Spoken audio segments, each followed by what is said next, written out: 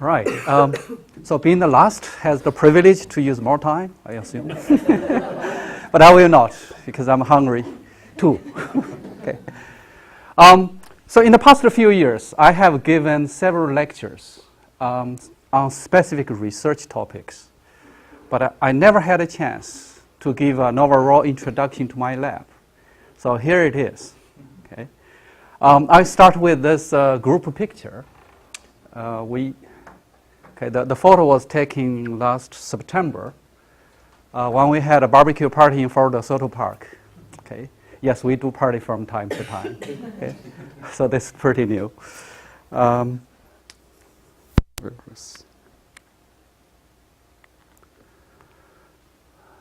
So here is Brock Murch, and he's our system administrator who develops and maintains our all computing environment and website. Okay. And David English is our field engineer and who maintains all the field gears, the optical instruments. And Jennifer Canizaro, who sits in the audience, is our lab manager and who is responsible of all lab measurements. We have a new postdoc, Brian Barnes, who just defended last month, 2 months ago, actually. And the postdoc, Chen Feng, has left us. But we have a new postdoc, Jared Zhang, who is sitting there. Okay. And we have quite several students. Robert Hardy, who works full-time at FWC on turtle research, and he's a student. And Jackie Long, who sits in the audience there. And Shuangling Chen and Mengqiu Wang, they both sit there.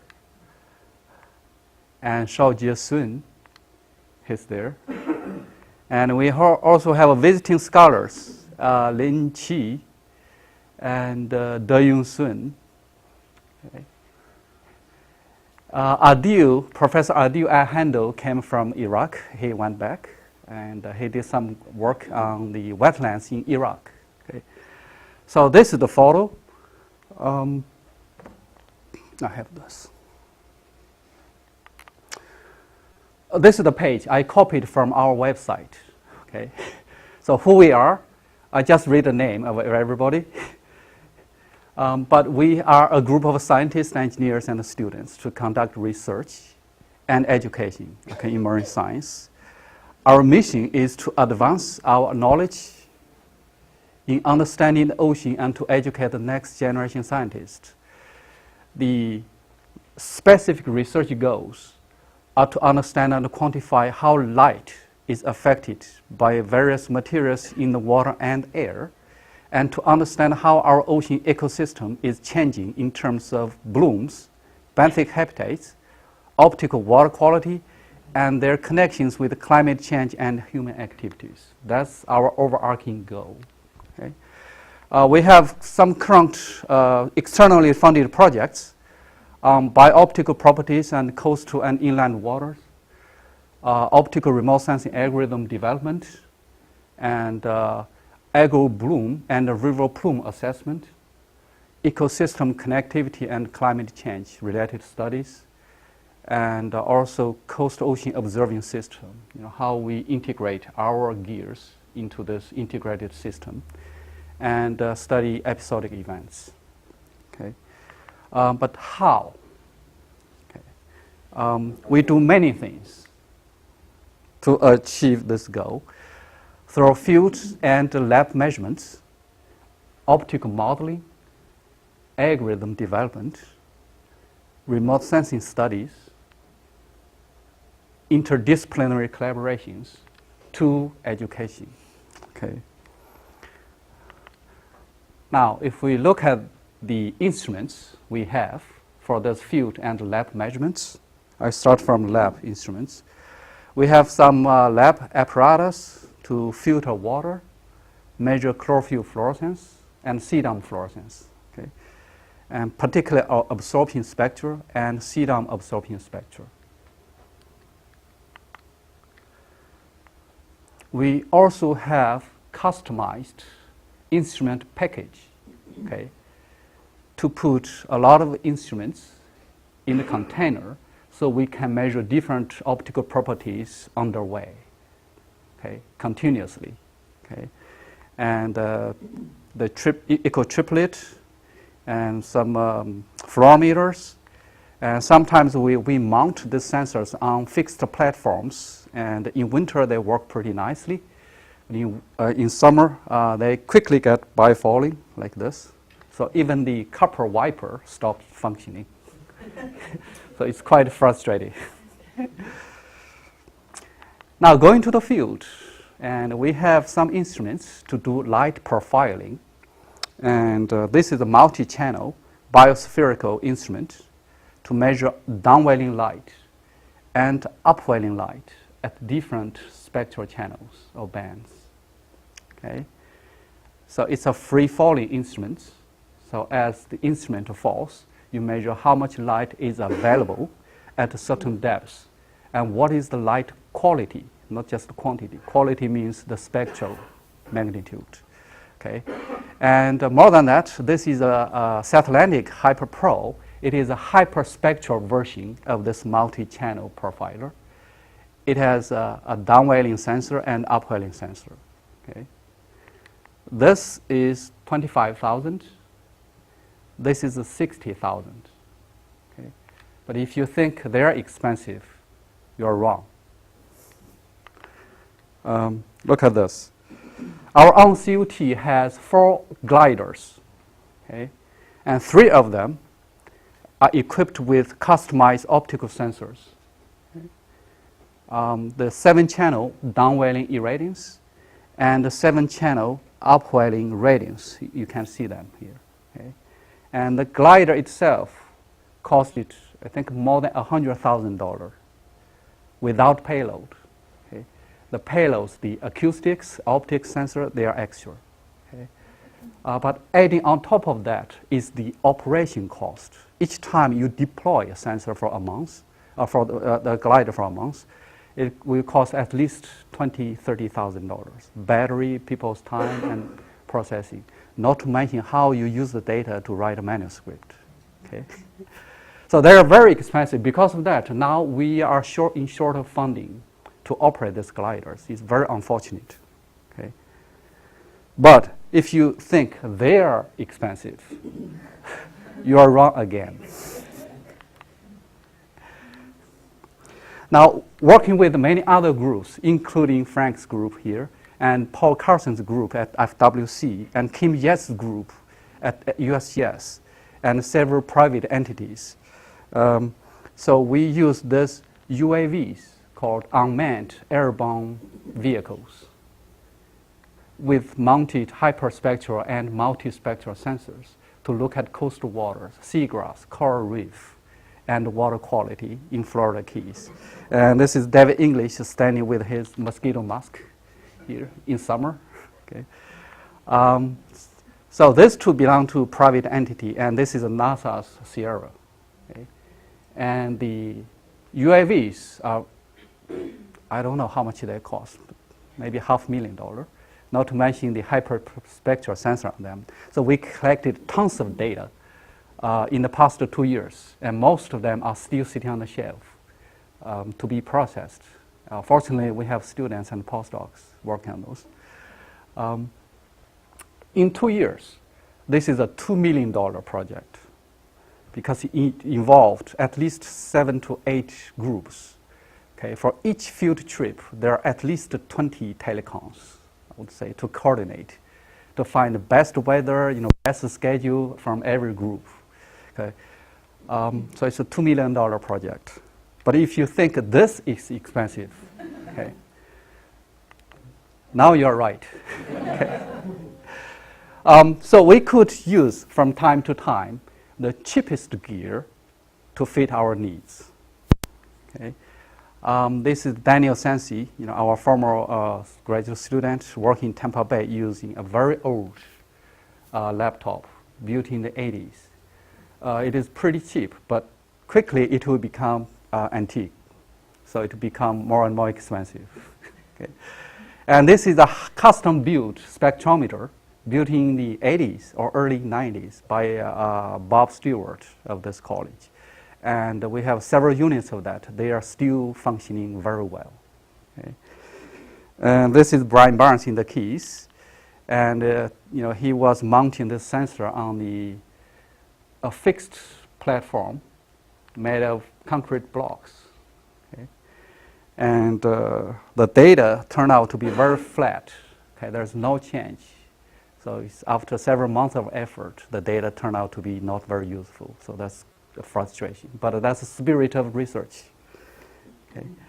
So in short, we use all gears, instruments, and capacity to feed the research needs, from the most expensive to the cheapest, and to something without cost.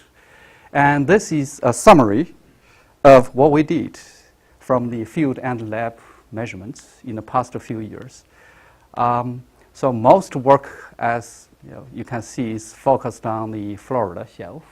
Okay, that's our backyard. And sometimes we go far to Great Lakes, Chesapeake Bay, Caribbean Sea, and Eastern Tropical Pacific. That's one of Kendra's cruises. Okay. And the measurements vary from time to time depending on the logistics and the instruments and the personnel available. So we did not collect a complete suite of data. Okay. The data type varies. But what did we collect exactly? These are examples collected from Tampa Bay.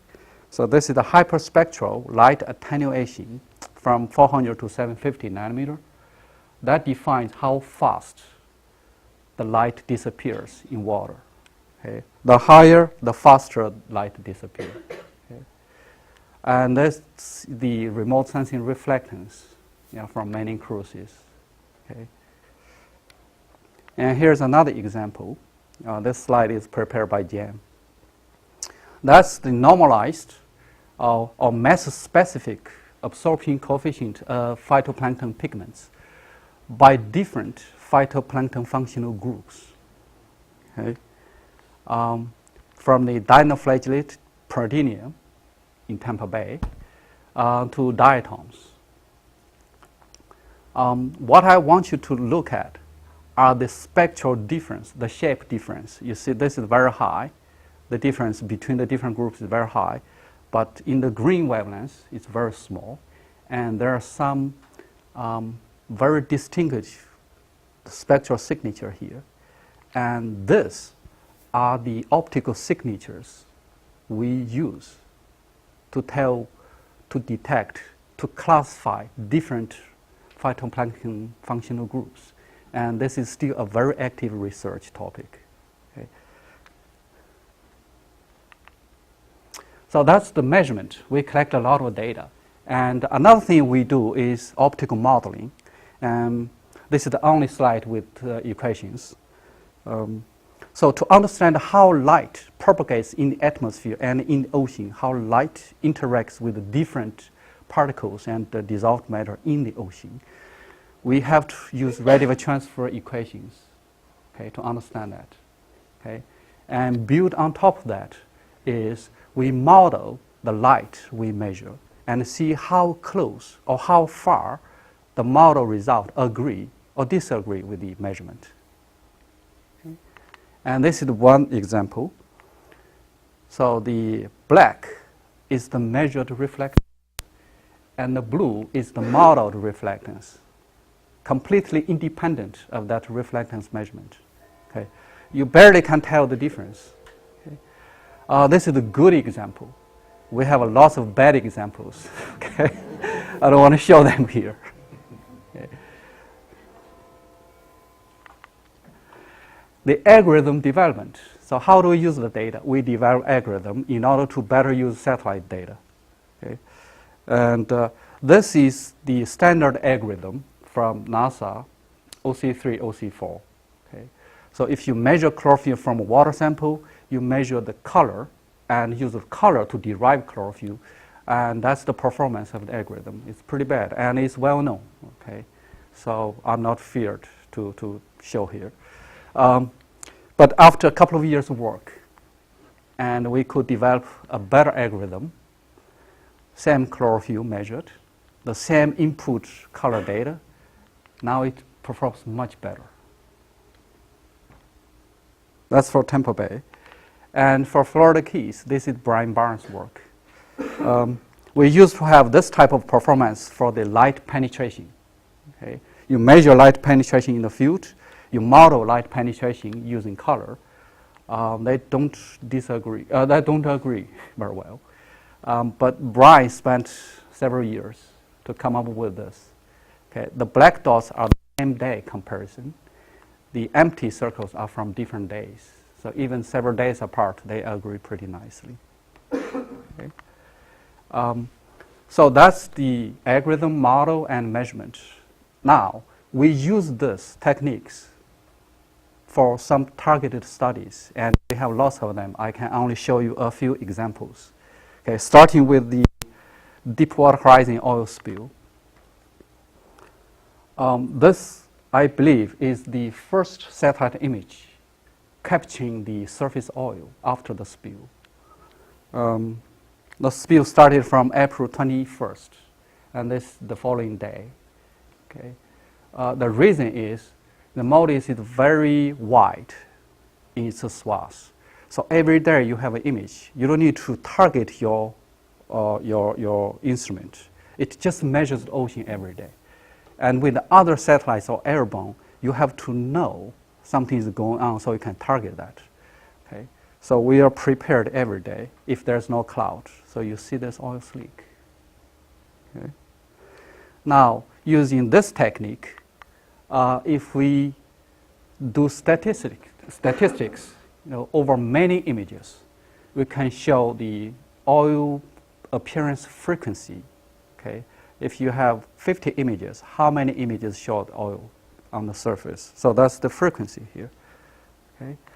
And this research is still going on, and we have students using this technique to search for oil seeps in the Caribbean. Okay? So we did not stop from there. We worked with many other groups in and outside this college. And these are the publications after the Deepwater Horizon oil spill. And you may recognize many names here. So this is led by John Paul, David Hollander, Paula Coble, Kendra Daly. This is to look at phytoplankton toxicity after the spill. These are led by Dr. Yungang Liu and Bob Weisberg. So we provide the spill condition to initialize the model, their model, and to validate their model. Okay. There are several other manuscripts being developed. Okay. That's about oil spill. Changing gears, coastal algal blooms. And there are many types.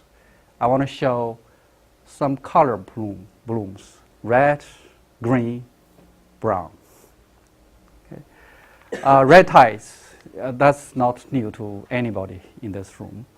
It's mainly caused by Cranium brevis, but sometimes caused by other species on West Florida shelf. Okay. So we have developed some techniques to look at the color composite to determine light absorbing substance in water, and to look at the red band, the 680 nanometer band, to look at the phytoplankton fluorescence.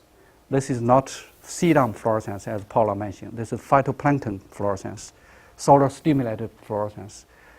And you see there's a very tiny patch in this white dark water plume, and that is a confirmed red tide, a Cranium brevis bloom. Okay. But this technique only tells you a bloom. It doesn't tell you what type of bloom that is. And Canizaro developed this technique to look at the backscattering efficiency. Okay. So this is the efficiency. This is the Cranium brevis. This is diatom or other phytoplankton groups. So Cranium brevis has a lower backscattering efficiency. Now if we combine this and this technique, we can tell a Cranium brevis. The success rate is 70 to 80%. It's not perfect. Okay? There is still room for improvement. Okay. Now we integrate this with the observing system FWC has routine sampling, okay, on the West Florida shelf to tell you the truth, okay, the golden truth of the phytoplankton cell concentration, including Carnium brevis.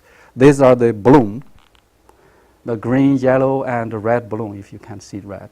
Okay, red means high, yellow is medium, green is low. And on the background is the satellite image, the fluorescence image. If you have the red bloom on this, then that's a confirmed red tide bloom. And on top of that, these vectors are the surface current vectors developed by Bob Weisberg's group using a finite volume numerical model. Okay?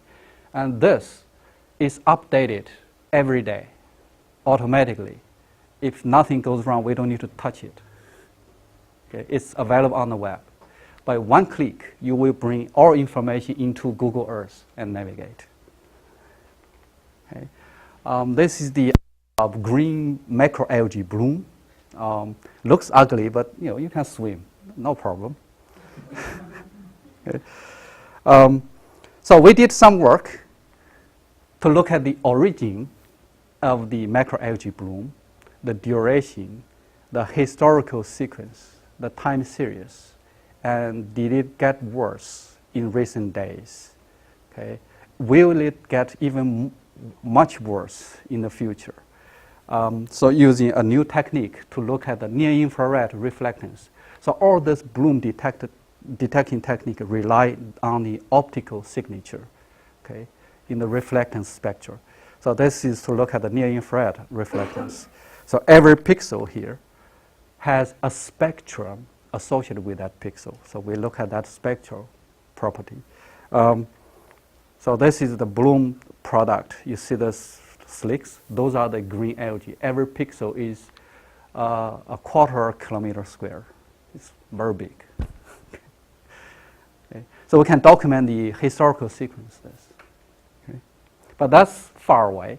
In our backyard, the Gulf of Mexico and in the Caribbean, we have a brown algae bloom.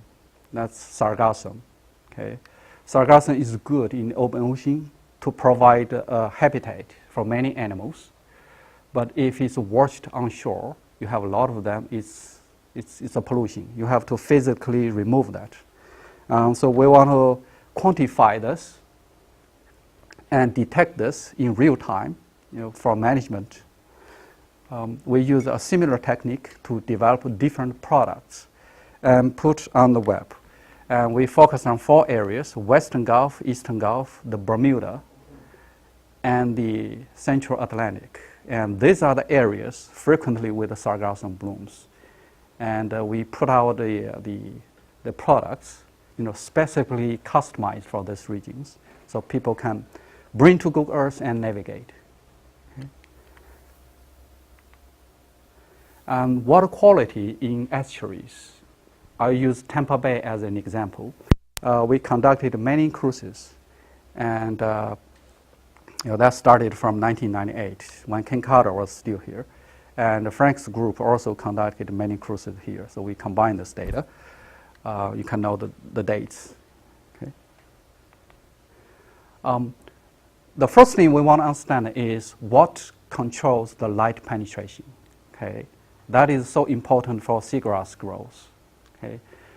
We did a lot of measurements, and this is a ternary plot to show which of the 3 components has the dominant role in controlling light. And in this case, CDOM is 70%. Okay? That's in the dry season. In the wet season, it's even more. So that's quite understandable. And because of the location, we receive a lot of river runoff from precipitation in the wet season. The river runoff has a lot of CDOM. Okay? So it's a CDOM-dominated environment. But after we use EOF-based analysis, so even though the total amount is controlled by CDOM, okay, the variability in time is controlled by particles. So these are 2 different things.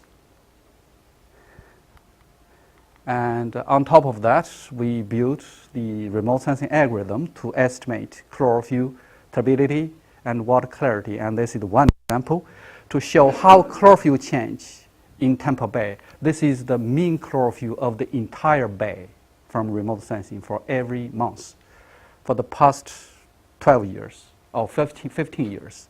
Okay? The mean chlorophyll concentration, the anomaly that is against a multi-year climatology for the same month. It responds quite nicely to river, to precipitation, and even to multivariate ANSO index. So it's driven remotely by something in the Pacific. Okay. So what? I mean, there are a lot of applications derived from this research products. And one of them is to build a virtual buoy system. So after you validate the algorithm and the product, you can plan, you can put these virtual stations. Okay? If you want a station here, we can put it over there. Okay? As long as there's a product there, you can plan these locations. So every dot is a virtual station. If you click on that, you get a suite of water quality parameters back in time, and you can look at the trend. And the data are provided in both graphical and ASCII format through one click on every station. Okay. So with that, I want to provide a summary. This is, again, the first slide I show. So we specialize in using optical means to study oceans, estuaries, and lakes. Okay? I haven't shown you many examples on lakes. Okay? Through measurements, modeling, algorithm product development, remote sensing studies, I showed a few examples, but I haven't had time to talk about interdisciplinary research. Actually, we worked with at least 1/3 of the faculty in this college to work on different research topics. And the last, but never the least, is education. I haven't mentioned that much. We are educational institutions, so the primary duty is education, is student education. We have very nice students, okay? And Brian just graduated, and last semester we had several PhDs graduated. This semester, several students, they're new. They just started last September. It's been only 5 months. Several new students in my class, developed manuscripts based on class projects, and the drafts are almost ready. Then I want to look back. I never know how to write a manuscript until my 4th year in graduate school, and they just started, and they have gone this far. So I'm pretty out. But for that, I put a lot of hope on our students to not just continue what we do here, but do much better in the future, okay, to advance the science. Thank you.